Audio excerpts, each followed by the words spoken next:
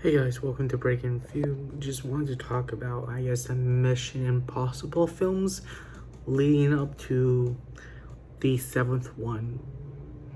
Seventh, part one of seven. So yeah, whatever. Let's get into it.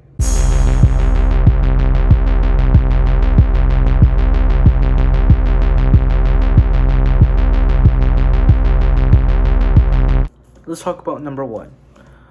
Number one, Mission Impossible, directed by the guy who did the Scarface film, Brian De Palma or whatever. Sorry, uh, you know, amazing movie. It's a more of a spy thriller than an action movie compared to the other films on the list. Um, this will be for me number five on the list, and I mean, there's other ones that are so good. I would prefer those over this, but this is not bad by any means. It's different, and it's a really good film. So yeah. Number two is Mission Impossible 2. It's the worst out of the franchise. Directed by what is the director? Let me search him up. So I just pulled it on ChatGPT because I was doing my homework. But the second one, which came out in 2000, John Woo, who has made amazing films before and after Mission Impossible. I don't know, for some odd reason, Tom Cruise and the director apparently clashed, but it's enjoyable, but missed the mark. And then the third movie, Mission Impossible 3, 2006, directed by J.J. Abrams, and it kind of changed the game in a sense for the series.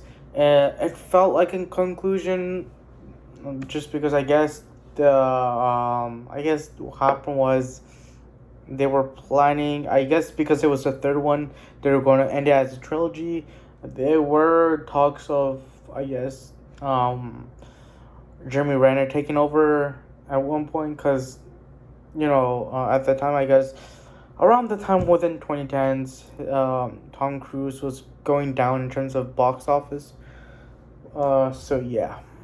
But one thing I love about this movie is they brought back they introduced Simon Pegg, and he's, besides Ving Rhames or whatever his name is, he is the first returning character besides the other dude to show up in other films. So yeah.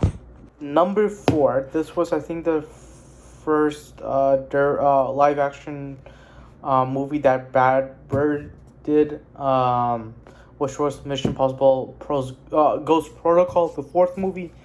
Looked like they dropped the numbers. And so far it's really good. And what's weird was Mission Impossible 3 was the first movie that JJ worked on, because from 3 till Fallout, which is the sixth movie, he has produced all the movies. So yeah. Ghost Protocol was directed by Brad Bird, produced by J.J. Abrams and Tom Cruise. Amazing movie. Burj Khalifa, obviously that was the biggest stunt. And Mission Impossible 3 kind of fixed the franchise into a good direction. The fourth one, Ghost Protocol, kind of became like the staple of how every Mission Impossible should look like. So yeah. And then we get to Rogue Nation, which is the fifth movie, which came out in 2015. And from this movie and onwards, which includes it's Rogue Nation, Fallout, and then obviously number 7, and then the 8th film that's coming out next year. They're all directed by Christopher McQuarrie.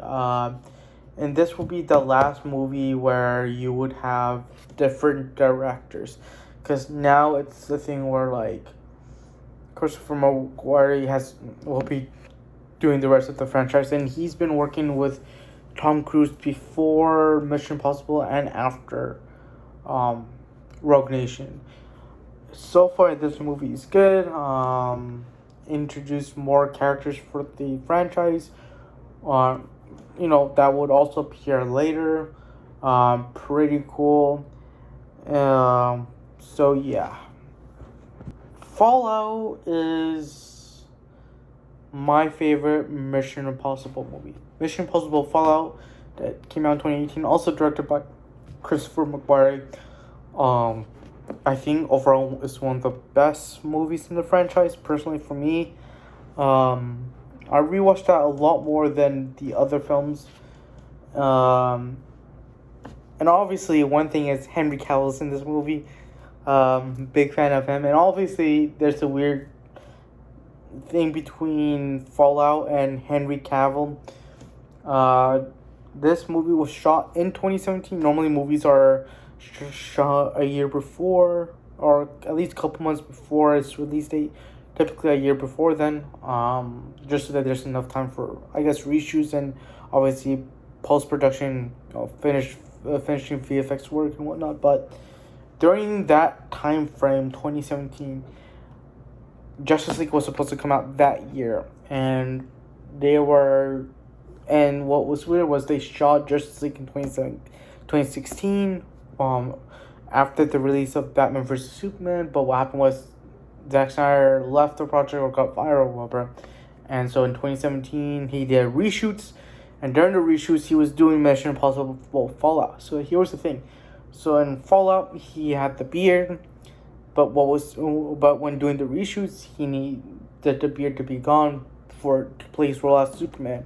So what they did was, instead of, I guess, giving him the beard and letting him have it for like the rest of the movies, what they did was they CGI out. And I would have, if you're gonna have an actor who has actual facial hair, do reshoot the whole movie with him having the facial hair, right?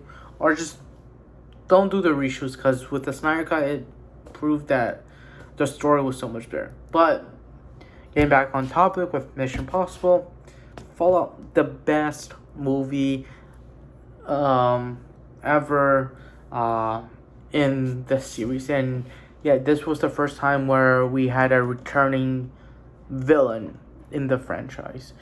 So yeah. So if I had to rank all of these movies, I would do Mission Impossible Fallout, which is Mission Impossible 6, 2018 released, up top. And number 2, I would have to go with the fourth Mission Impossible movie, Ghost Protocol, 2011, directed by Brad Bird. And then number 3 would have to go to Rogue Nation. Number 4 has to go to Mission Impossible 3. Number 5 has to go to the first film, 1996. And then number 6 has to go to Mission Impossible 2, 2000, directed by John Woo. Really disappointing movie, the second one. Okay, this is the end of the video. Subscribe to this channel, thumbs up, share this video with everyone else. Let me know in the comments down below your favorite Mission Impossible film, and if you're excited for the new movie. So yeah, let me know in the comments down below, and stay safe.